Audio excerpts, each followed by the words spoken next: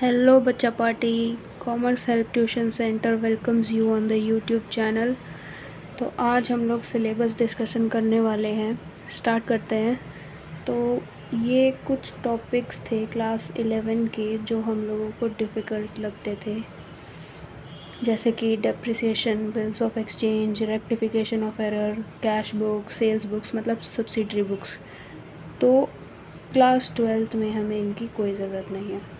Basically ये chapters हमें कोई मतलब नहीं रखते। क्लास 12 स्टार्ट करने से पहले आपको क्लास 11 से कुछ टॉपिक्स हैं जो रिवाइज करके आने होंगे। मैं बता देती हूँ। जर्नल एंट्रीज़ कैसे बनती हैं, एक तो ये देख लेना। जर्नल एंट्रीज़ मतलब जो डीलर कंसेप्ट, कई बच्चों को पता होगा, नहीं पता है तो नेक्स्ट वीडियो उसी की आ रही है, डोंट वरी। डीलर कंसेप्ट सीखना होगा क्योंकि जर्नल एंट्रीज़ हर जगह काम आने वाली है। आगे आप हायर स्टडीज़ में भी जर्नल एंट्रीज़ काम आएंगी। सेकंड आपको सीखना है कि लेजर अकाउंट का फॉर्मेट कैसा होता है। लेजर का फॉर्मेट आपको एक रफ़ आइडिया ज़रूर होना चाहिए। थर्ड है फाइनेंशियल स्टेटमेंट्स का फॉर्मेट आपको पता होना चाहिए। Financial statements, not trial balance, it's all about balance sheet, P&L statement and P&L account 11th में है, P&L स्टेटमेंट 12th का है। I am so sorry. P&L account and trading account आपको सीखना होगा। फिर बेसिक अकाउंटिंग टर्म्स के बारे में आपको पता होना चाहिए। बेसिक अकाउंटिंग टर्म्स आपको पता होना चाहिए। डेटर क्या होता है, क्रेडिटर क्या होता है, व्हाट इज़ अ बिजनेस और व्हाट इज़ पार्टनरशिप, ये सब आपको पता होना चाहिए। और इसके अलावा हमें और कुछ भी नहीं चाहिए क्लास 11 से, डोंट वरी। 4 कॉन्सेप्ट आप रिवाइज़ करेंगे, अदरवाइज़ जिनको नहीं आते हैं उनके लिए मैं वीडियो डाल दूँगी। ओके। आपको क्लास 12th में 3 बुक्स लगेंगी, volume 1,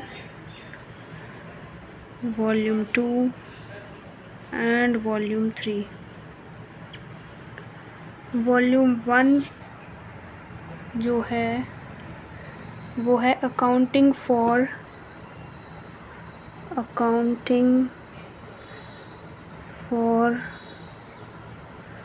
NPO and partnership firms.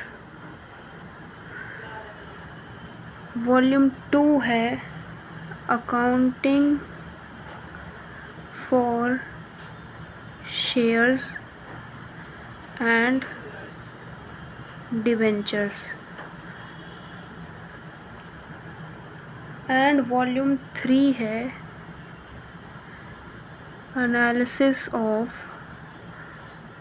Financial statements.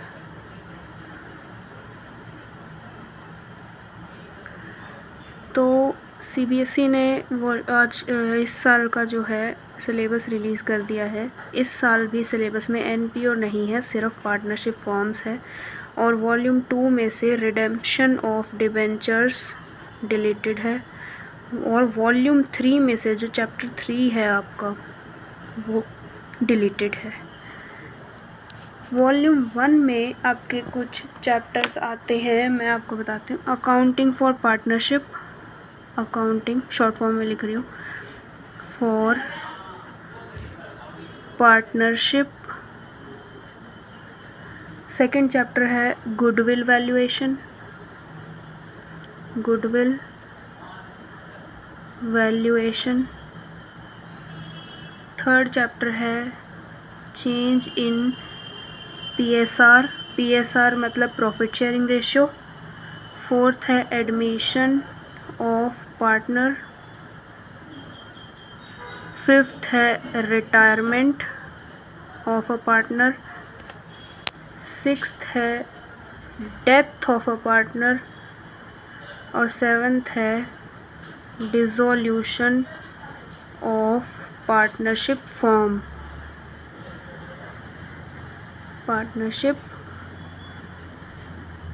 Firm.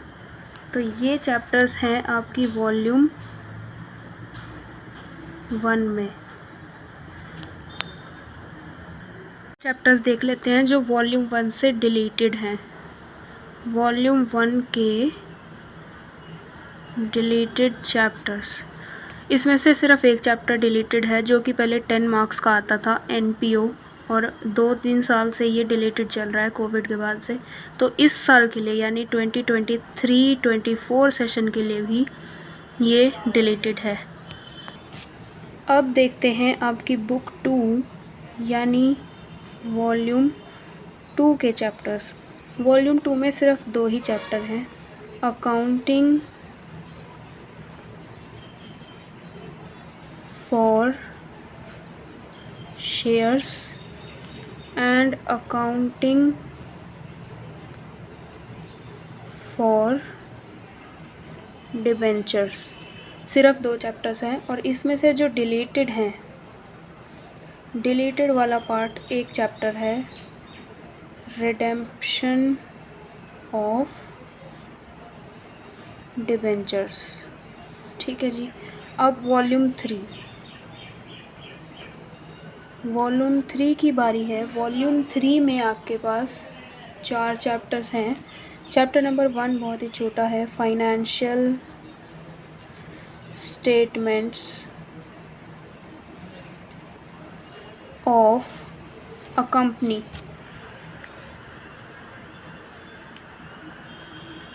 ठीक है जी। चैप्टर 2 आता है जो कि है analysis of financial statements,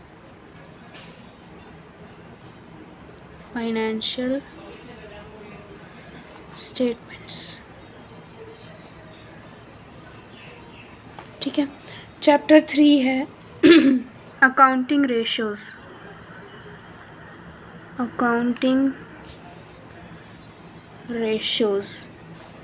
chapter 4 है कैश फ्लो स्टेटमेंट।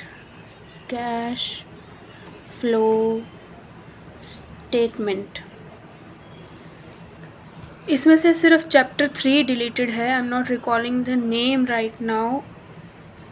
चैप्टर 3 जो है, हाँ, कंपैरेटिव स्टेटमेंट्स वाला चैप्टर, कंपैरेटिव स्टेटमेंट्स, ये वाला चैप्टर आपका डिलीटेड है, सिलेबस में नहीं है 2023-24 सेशन के लिए। तो अब मैंने चैप्टर्स आपको बता दिए हैं, बुक्स आप ले लीजिएगा। कल से क्लासेस स्टार्ट हो रही हैं।